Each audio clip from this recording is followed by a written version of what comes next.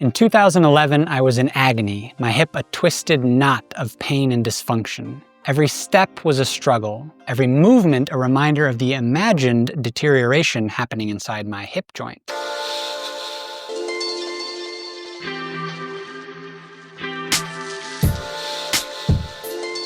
My doctor was blunt. "This looks bad," she said, reading my X-ray and MRI scans. "I'll put you in contact with a surgeon right away. Without it, your labral tear will turn into arthritis will turn into degeneration, and you'll be facing a lifetime of disability and suffering."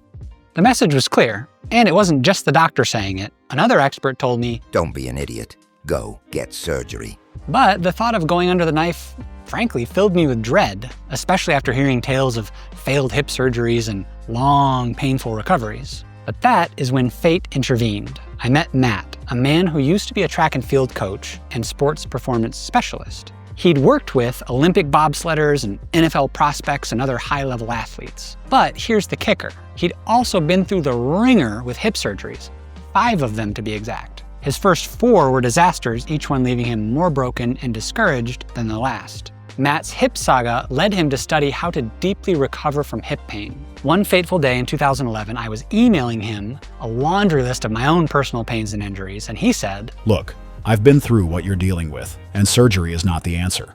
I can help you."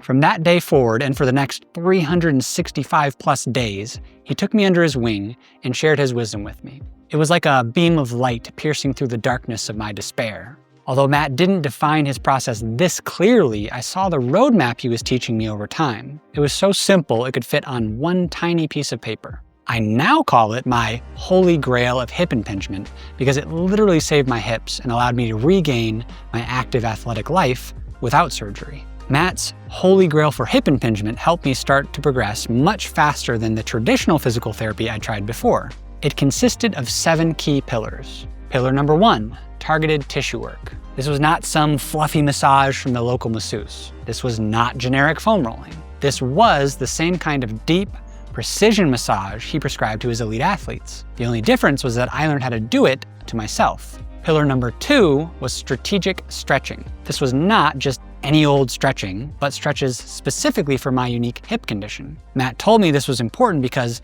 the commonly prescribed stretches like hip flexor stretches can sometimes actually make things worse in athletes with hip impingement.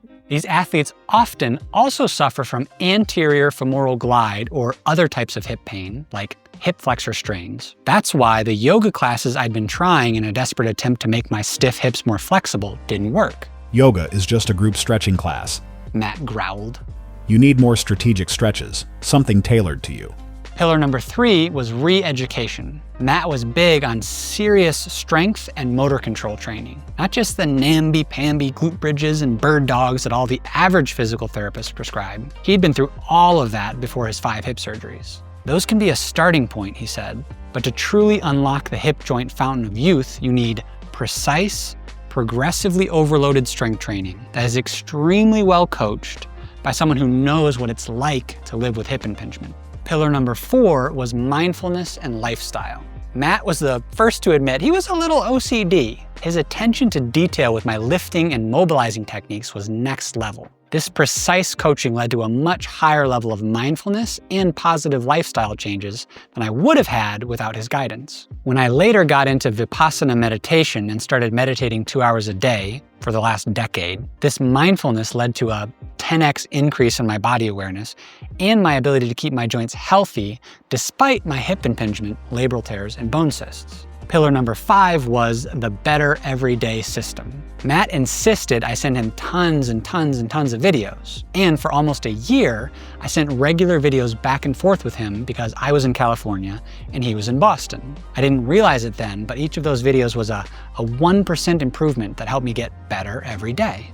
Plus, this was the most consistent year of my life. I never missed a mobility session or a strength session. And at first, the gains were small, but eventually they started to compound into massive, seemingly overnight changes in my body and abilities. To the point that, despite my bad bone shapes, I could do the front, middle, pancake splits, head-to-toe stretch, which are 4 feats of flexibility that less than 1% of people ever achieve, much less someone with my genetic and structural disadvantages. Pillar number 6 was specialized pain relief tools. When Matt's elite athletes were injured, he didn't send them to get a light, fluffy massage. He sent them to a precise, deep tissue massage specialist who worked with athletes. Or he taught them how to mimic what the therapist did on their own bodies. But to do what the highly skilled therapist did on their own bodies, they needed specialized tools. These specialized tools and the knowledge about how to use them are the only way to do what Matt called tissue work, aka precision massage. When I learned these skills, I realized that this was the closest thing I'd ever found to instant pain relief.